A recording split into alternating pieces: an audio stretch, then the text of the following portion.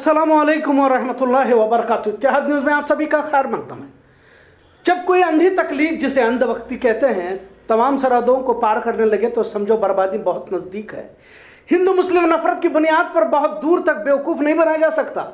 यह मोदी सरकार को भी मालूम है, लेकिन जब तक बनाया जा सकता है बनाते जाओ। और ताज्जुब की बात यह है कि अवाम भी तमाम महंगाई के रिकॉर्ड तोड़ने के बावजूद खामोश बैल की तरह चलती नजर आ रही है। आज इस पर तबसरा करना इसलिए भी जरूरी है क्योंकि पड़ोसी मुल्क श्रीलंका में सरकार के खिलाफ आवाम सड़कों पर उतर आई है। मुल्क में अफरा तफरी का माहौल है, कर्फ्यू लगाया गया है और एहतजाज जारी है।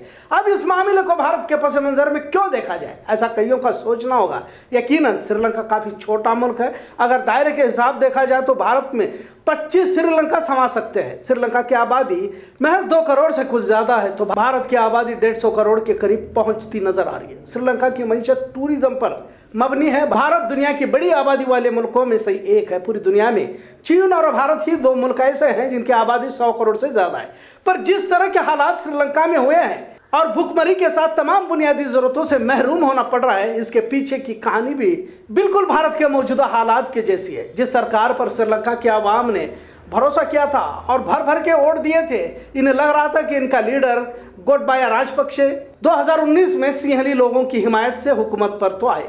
कुल 2 करोड़ से कुछ ज्यादा आबादी वाले श्रीलंका में भी भारत में जिस तरह मुसलमानों के खिलाफ जहर नफरत की सियासत की गई, इसी तरह सिंहली समाज की जानिब से मुसलमानों के खिलाफ नफरत का माहौल बनाया गया। मुसलमानों के कारोबार का बायकॉट करने का ऐलान और मस्जिदों पर हमले तेज किए गए।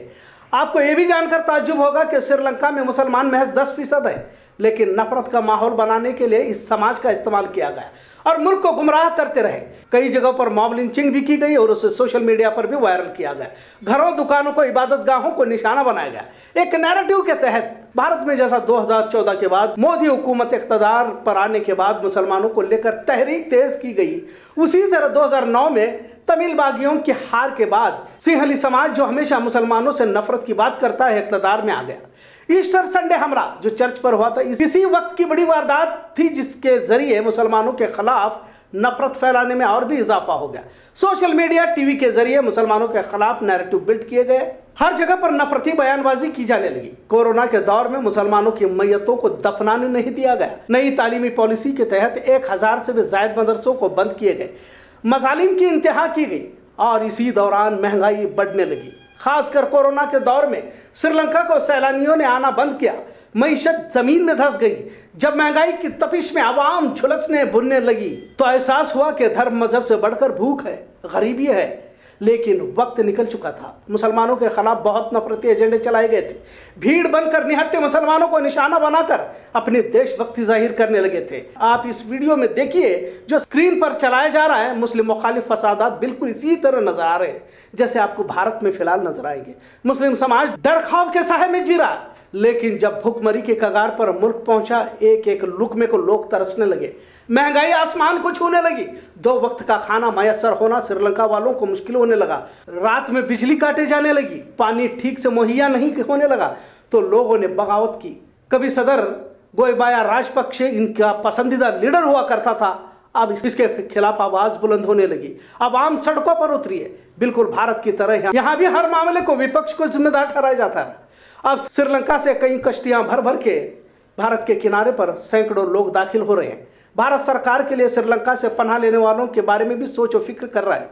श्रीलंका में दुकानों के सामने जरूर सामान खरीदने के लिए लंबी कतारें लगी हुई है। कहते हैं कि 1970 में श्रीलंका में कहत पड़ा हुआ था, लेकिन मौजूदा हालात उससे भी खतरनाक होने की बात कही जा रही है।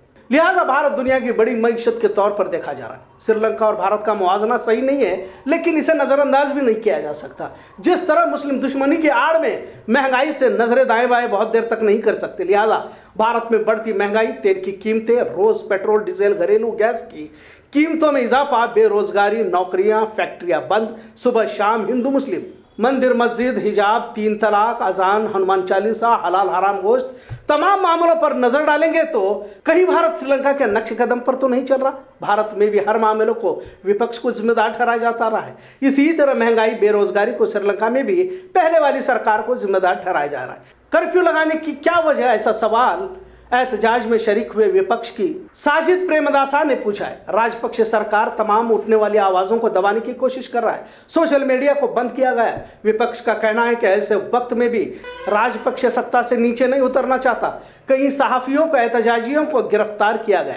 मुल्क भर में एहतजाज जारी है। आंसू गैस, पानी के फव्वारों और गिरफ्तारियों के जरिए एहतजाज को कुचलने की कोशिश की जा रही है। लिहाजा पूरे मुल्क में अफरा तफरी का माहौल है। मासूम बच्चों को दूध ब्रेड तक नसीब नहीं हो रहा। अब इन तमाम तस्वीरों के दरमियान भारत के समझदार आवाम को सोचना होगा कि झूठे, फरेबी और दिलकश वादों नारों से कुछ हासिल नहीं होने वाला। भारत में भी भुखमरी के हालात आ चुके हैं।